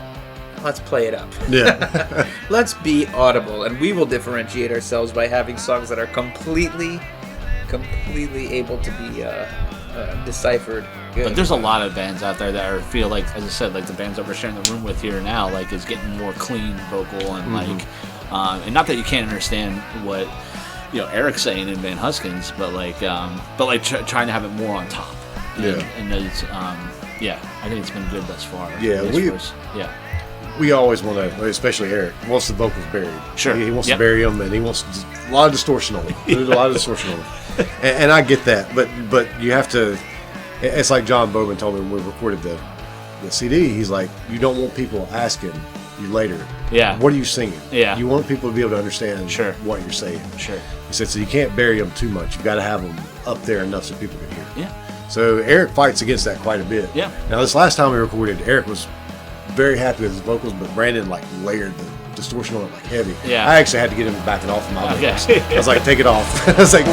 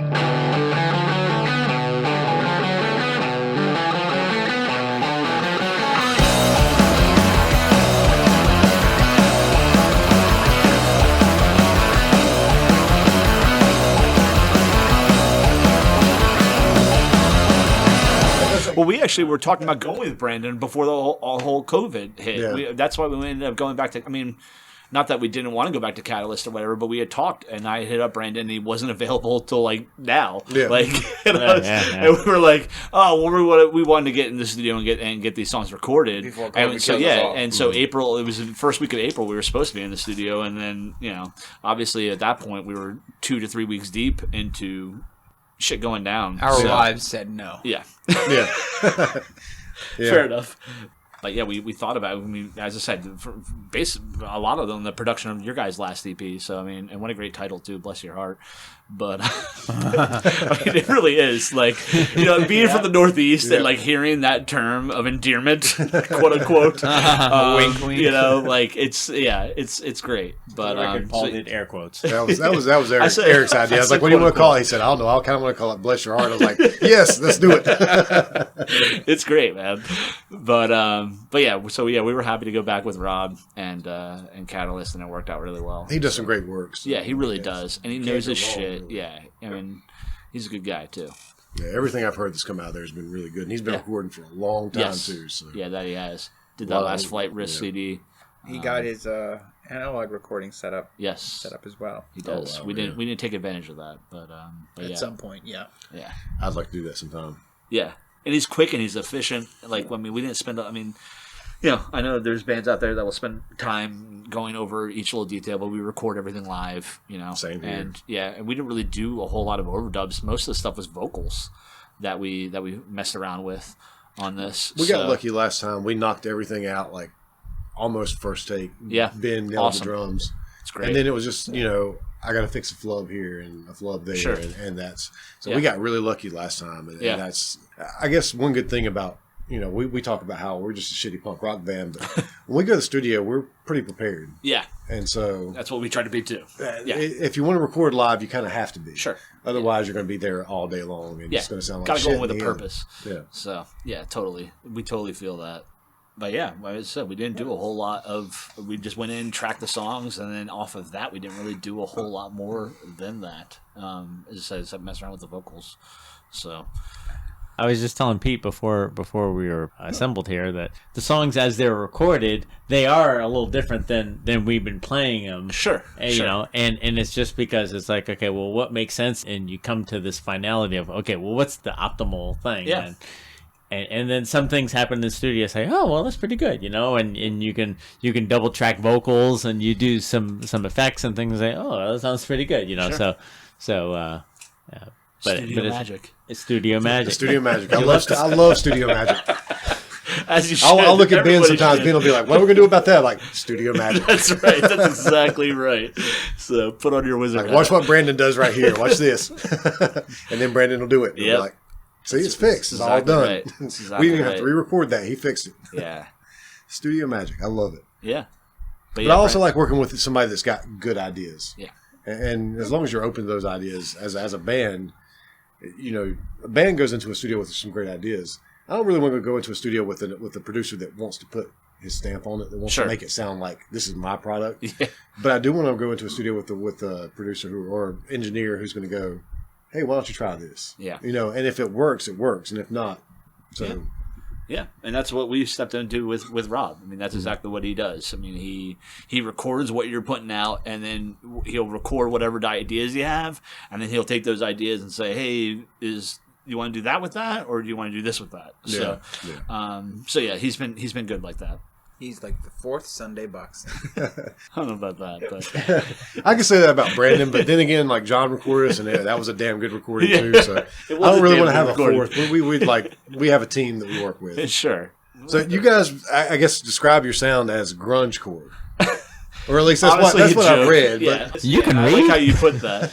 But yeah, it's a joke. I mean, like honestly, when I was entering in, the tags and all that stuff, and alternative and grunge and hardcore and all that punk and all that stuff pops up. I mean, like we play alternative music pretty much. Yeah. I mean, We play rock music. Yeah. I know. Alternative Rock and roll. Alternative Yeah. for 30 years. I remember at Hit Parader, I had a cover of Hit Parader hanging up on my wall, 1993, the year of alternative metal. And it had Alice in Chains on there and Soundgarden and, and all that stuff. So, I mean, it just, labels are for cans, right, man? And I thought it was kind of a joke, but Yes, it's still you can hear the grunge influence in it. Yeah, You totally. can hear the totally. punk rock influence in it. You can hear I can hear like some Chapel Hill indie rock in it at times. I hear that's Archers of Loafin. There's one song on the new Nice. EP that you got. And I'm It's like, awesome, man. Facebook invented grungecore, but we defined it. Sure. Or Bandcamp, one of those ones that makes you like that has the little labels. But yeah, that's. But that's I always just, hate that, because I can't describe our music. Sure. Finding some kind of a tag to put on it. Oh, We're like man. classic rock influence, punk rock with a little bit of metal influence. Yeah, it's totally the grungecore thing. I mean, it's just having a label. Like I remember one of the shows we played at Snug. One of the guys in Paint Fumes, he does DJing there, like on those punk rock nights that they have there. No Future. Yeah. He does that a lot. I'm trying to think of his DJ name there. But anyway, I remember we played there, and he was DJing that night. We played with Asbestos Boys, and it was the punk rock night or whatever. And he came after the show, and he's like, "Man, I really liked you guys." I'm like, "Oh, thanks, man." He's like, "Yeah, because I don't really like grunge. Like, I saw your grungecore thing, but like, you guys aren't grunge." I'm like, yeah, like it just is what it is. We're influenced by that kind of thing, and grungecore. Yeah. Grungecore. Yeah, we really did settle on that. Not really at all. Yeah. I mean, it's just as I said, just a descriptor up there. So So many. I call us Crocodile Rock. there you go. I've never really called us that, I but called us Rock Lobster. So. called us Rock Shrimp.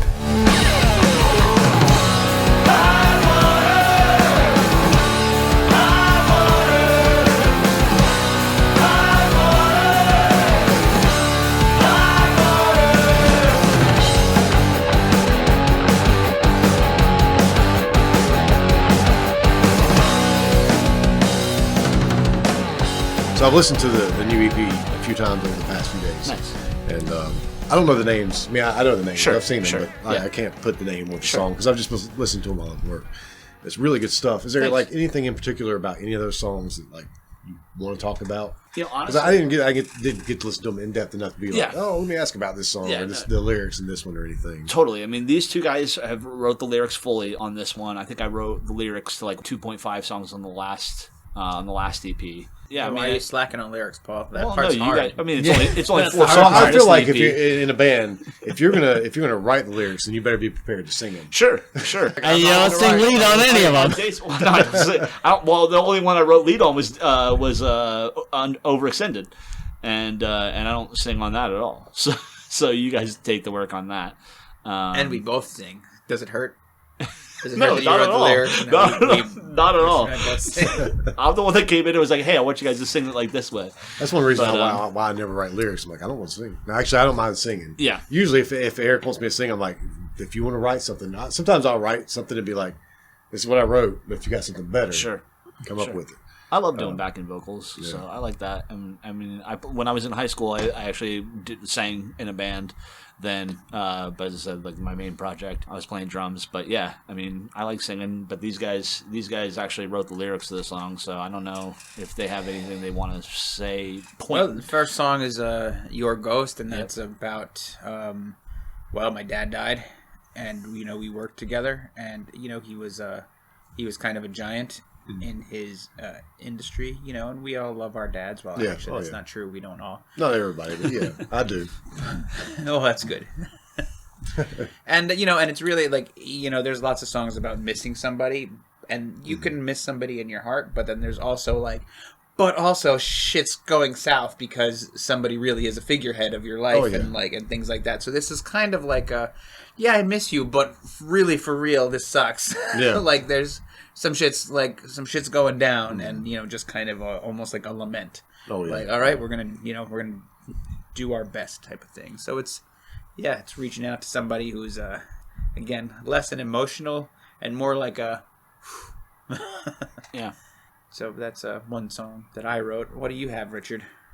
Well, I hate writing lyrics. I do too. That's my least favorite thing. We have a song called Local Hero that it was kind of like about a disgruntled employee. And what's funny is that I had a particular boss in mind when I thought about it, like me being the employee, and like this is the employee who, he did what he thought he was right, but then he's just tired of it and he rebels against it. You're basically describing Michael Douglas and falling down. Kind of like that. Although what's funny is that the boss that I have in mind was actually a really good boss to me. He was a local hero. He was not a bad guy, right? But then Pete came up with this idea of the local hero thing, and so it's kind of like, okay, so it's like I'm good at song titles. He's good. He's great at song titles. Sometimes the songs just starts there. So it's kind of transmogrified into this thing about but I think it's a good point, especially in these times that people say think globally, act locally, right? Yeah. You can't solve all the world's problems in China and Iceland and wherever else. All you can do is you influence the people that are around you, and you do what you think is right, and you be a local hero. And still, some people will hate you. Part of it is just people spend a lot of time at their workplaces. It came from me from the fact that I had a really good boss, but it was still I had frustrations, and you just want to be honest and just say, okay, well, what are we doing here? And what does it all mean? What does it all mean? I don't know. So anyway, it's a good song. Yeah. It ended up being a fucking great song. Yeah, we really enjoy it. It's my favorite to play live. It's a little happier than some, despite lyrically. Yeah. It is. It's probably the most up tempo, happy, upbeat song that we have. But I don't see it being up tempo at all. I don't know what you guys are talking about. Not up tempo, but it's like bouncy. It's like a major key. It's bouncy. Yeah, it's a little bouncier. Yes, it's bouncy. Bouncy. Yes, you heard it here first. So. But yeah, I agree. I love the song "Local Hero," and it is about that. It is like small steps, improving what you can, but still, people are never going to see. Never will everybody see what you do, but that's not why you do it. You do your best. Yeah. For the people around you. Some people don't recognize, and they can fuck right off. And then he also sings Moxie going to fuck right off. Oh, it starts out with yeah. Oh yeah. I noticed that. I'm like, that's pretty ballsy. Yeah. This one has 2 curse words right away. Yeah. Said my dog. Well, when we got to the recording, I was thinking, are we actually going to keep that in there? Or are we going to just say, what the heck, or something like that? No, why edit ourselves? I like that lyric. But yeah, that's the only song I think we have that has a cuss word in it, and we lead right off with it and repeat it. And, I do some subliminal shits on the. I just go shit on some of the other songs. Shit. I knew it. I keep having to use the bathroom. I know. Every time I listen to Sunday Boxing, I gotta go to the bathroom. Dropping twos. The fuck. But we kicked right off with that, and I don't even know. Like, we came up with the title Moxie. I don't because we were talking about how the song had some punch, and it's one of my favorite words in the English language. And I was like, that song's got Moxie. It was a great soda, you know. Yeah, it was. It was a soda. It was a great soda. I had it up in New Hampshire. Yep. And I think I've had it before, and I wasn't too crazy about it. It's not that great. But it's still like shit. It's still there. It's got a cult following. Well, it's no Faygo by the Insane Clown It's Posse. like a ginger kind of thing. Like, I've never had it, but I've seen the labels. Soda. It's been around for a while. So, but I have no idea what the lyrics are about that, and I don't know if it even has a point. But well, again, it was based on frustration. This is Michael Douglas and falling down. It's like Michael Douglas and falling down. Exactly. It's a theme album. Well, you know, the thing is that there are a lot of people who succeed with their fakeness. Sometimes, you know, you see somebody and say, how the heck did they get that job? Or how are they in this position to do this, right? Yeah. And it's because they've got that narcissism and the moxie, right? And this white madness. Donald Trump is full of it. It's not a coincidence that the label for the soda is orange. Yeah. So you can look it up. So, as the thing is how these people, they get paid a lot of money to do something, like, what are they doing? They're not helping anybody. They're not. Sure. They're making things better. They're not. You know, it kind of falls into that, and it's kind of like one of the influences was actually going back to my classic rock roots. Was the song "Not Not John," where he says, "Fuck all that. We got to get on with these," right? So in Moxie, one of the things is take me to an Ematron show, right? Yeah. Where it's like, okay, well, I can't be bothered with all this right now. Just take me to a good damn rock and roll show, some kind of experimental shit. Just let me get out of this, the everyday funk, and let me just experience something that's crazy, you know? Yep. That's what I personally go through, every week. Yeah. So I talked to Trey last week, and, they recorded an EP, and he's not ready to release it. Yep. Well, they're not finished with it yet, but he says he doesn't want to release it until after this is all over. You guys started recording an EP after all this started. Yep. And you're ready to go ahead and release it before this is all over. Yep. Now, I'm a fan of that because we went ahead and released ours, even though we couldn't go out and promote it. Sure. Play. But did you ever think about maybe holding on to it for a little while, or maybe now isn't the time to record, or do you want to do it specifically because of this? A little bit of all that, to be perfectly honest. I mean, we talked about like what we were going to do with it, but what's the point holding on to it for us? I mean, really, we're not, as I said, we're not trying to. I don't want to strategize too hard about it. I want to make music, and we want people to hear it. And if they, and if we're not going out and playing shows for them to hear it, eventually when shows happen, they'll hear it then. Yeah. Right. If anything, we're slowing it. We're going to release them one at a time as singles rather than as a record. Yeah, and if anything, that's the minimal amount of strategy that we're putting into it, because in the era of digital releases, we sold a lot of downloads. We did not sell a lot of CDs. Those were really to be given away. Truly, people don't listen to them anymore. That was more of like a promotional thing. Yeah, I don't know if we'll end up doing a physical copy of it. Right. We're releasing one at a time because to release one release, like we released Days Are Numbered. Here's 6 songs. And then it just kind of goes in and it's gone because there's so much media that's coming in at one time. So we said that we're at least going to control these 4 songs to release a little bit at a time, one at a time, so that there's some focus instead of saying, oh, great, all right, we support Sunday Boxing, we're buying the 6 songs, but then it's not like anyone is necessarily talking, or not enough people are talking about a track or anything. So we said, you know what, look, it's a singles, we're back to singles era, let's do that. Instead of 1 release, we now have 4 releases, and we paid for 2 less songs. and what we're hoping for, too, by the time this is all over, we hope to have another batch of songs to go. Kind of. We kind of hit a new groove. Yeah. We kind of started slow. We kind of started with an intent of like, we're not ready for this right now. But you're the ones. So hang out and we'll get there. And so, even now, like we were at the point like we had young children. And now our kids are old and bored of us already, so we have time to make rock music. Yes. I don't know about me, but yeah, I got two. Yeah, yours I got are two pretty young young. ones. Yeah, honestly, we're accumulating all this stuff. Well, not accumulating all this stuff, but 4 songs. We're gonna have all 4 songs released by the time that we come to the 3rd anniversary of our first EP. Yeah. Days Are Numbered, which was released on September 8th in 2017, and so all 4 songs will be out at that point. Yeah, and as I said, by hopefully 3 to 6 months after this is all said and done, after the final song has been released, hopefully we'll have a new batch of songs and be ready to play out. These will be a collection called Performer, Hotshot, Liar. Yep. Again, the goal is to record more often, faster, kind of what you're saying. We can do more. Again, it's rock music and we're good at it, so let's go in and record it and get it going. This hiatus from the, or not hiatus, but this thing from the coronavirus has actually just said, hey, well, okay, we can slow down, just write songs, and because the original thing was so long ago, it's like, okay, well, we really need to be producing more material. You know, it's funny now that you mention it. I think we had purposely said we weren't going to take gigs like in the spring because we tried. You know, we played every 4 weeks or so, and it was fine. We love it, but no, we were going to go out on April 5th and record this thing and not take gigs for a while till we were ready to release it. Until it was and done. now So it's kind of like, do we record it? Let's just fucking release it. So we Warts and definitely all. went forward. I mean, it's not perfect. It's not something we sat on for months. Speak for yourself. You know. It's perfect in every way. I love it. I do love the songs that we ended up recording, and I love Days Are Numbered as well. But yeah, it's just one of those things that, like, hey, let's just put it Make down it and do it. and let's let people hear it. You gotta move faster. Unfortunately, I think that's the way. there's not much time to dwell. You know, I think that's the way things seem to be going. More towards singles and releasing things that way.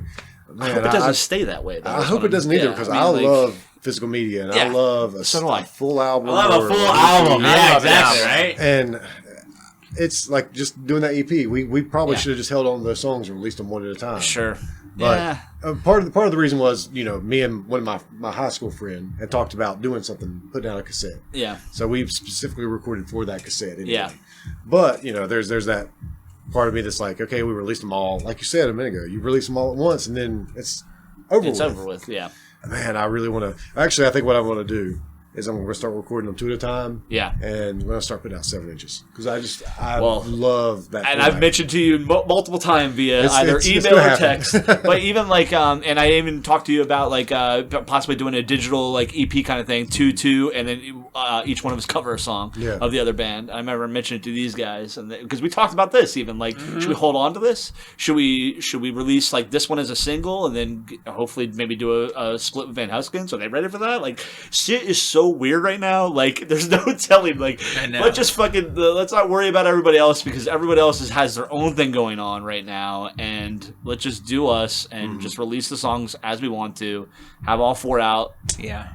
3rd anniversary of our first believe EP. in hanging on to stuff. Yeah. Life is short. Same what I with mean? me. It's like we get it recorded. I want it out there. I want people to Sure. hear it. I want people to listen to it. But in the future, I think we're going to do 2 songs at a time, and they're going to be Makes sense, set aside for this. This is a 7-inch with Sunday Boxing, and this is one with whoever.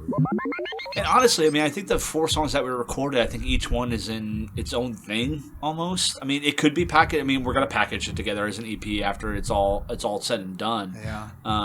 But they're all different. I think that's I think that is true of us, and it's kind of the nature of what is modern rock. We all listen to a lot of different stuff. Mm-hmm. Yeah, but all my songs are soul songs, straight up. Yeah. They're all R&B songs. Yeah. That's what I'm singing pretty much all the time. I That's just what put a we're lot more listening to distortion, and Paul plays a faster beat.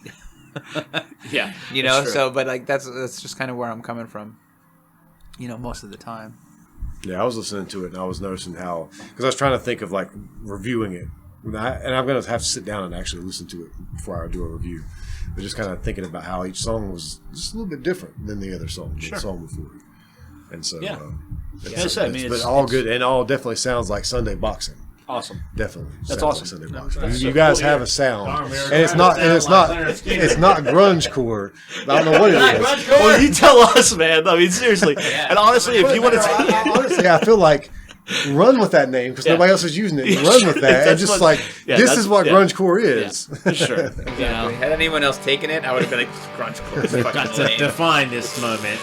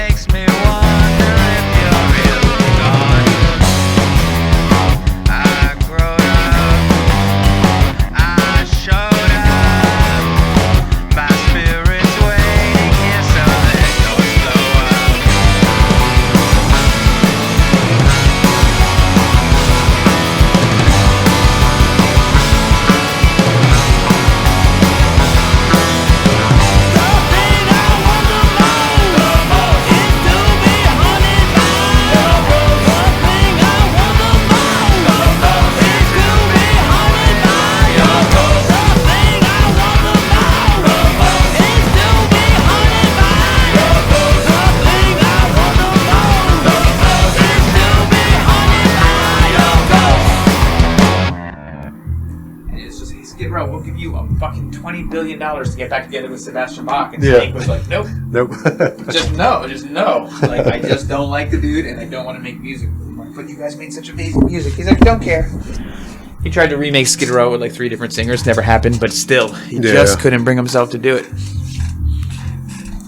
Yeah, I always wonder about bands like that. You know, when they apparently, I guess the egos get so big that they just can't deal with each other anymore. But those bands that have those creative differences that keep them from being in the same room together, it's like you guys built something really cool together and then just destroyed it. It is, but it's weird, like, because I think what it is with music and stuff like that, it's that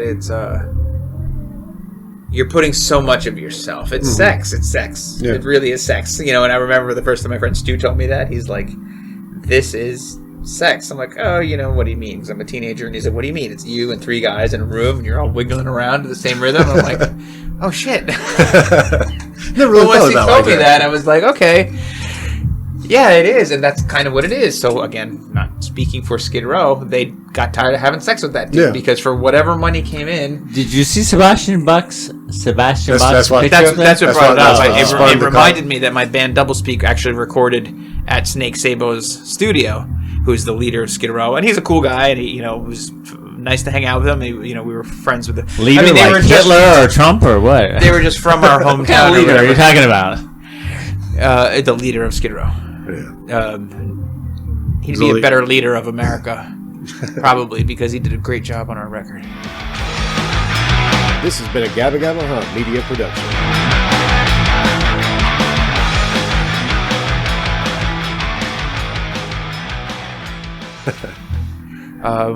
But anyway, he was a cool guy, but my clear memory was how many Hit Parader magazines were around with Sebastian Bach's eyes blacked out and stuff like that. And yeah, I mean, I never quite got it. To me, there's so much money to be had. I did really like that band. Skid Row was a band that I was like, so as a Metallica, Anthrax, you know, Big Four metal fan, I was not a fan of like hair metal, Poison, you know. I loved Kiss. Kicks. What about Kicks? Oh, fucking holy crap! What about Vixen? I didn't like it. Vixen was okay. I'm a sucker for a girl singer, like that type of heart style singer. I liked all of that stuff. Like I liked the heavy stuff of Metallica, Megadeth, Anthrax, but I also like Motley Crue. I like Motley Crue. See, Motley Crue was a borderline band for me. After Shout at the Devil, Motley Crue sucked. I knew they were corny, but I also knew they were cool. And Skid Row walked that same line where I was like, this band is gonna get a hair metal rep when they really are actually a kick-ass hard rock band, and they were. So yeah, I really loved Skid Row. Skid Row kind of came along. I think I was starting to get out of it when they came along. It was like right at the tail end of it, and that was when I started to discover punk rock. Yeah, and so like my brother loved Skid Row, but I was just like kind of. I thought they were all right. I like them better now than I did back then. Yeah. I just thought they were all right. No, but I just started getting into punk rock at that time, and I still was holding on to some of that metal, but it was like the punk rock was pulling me a little bit further. Yeah.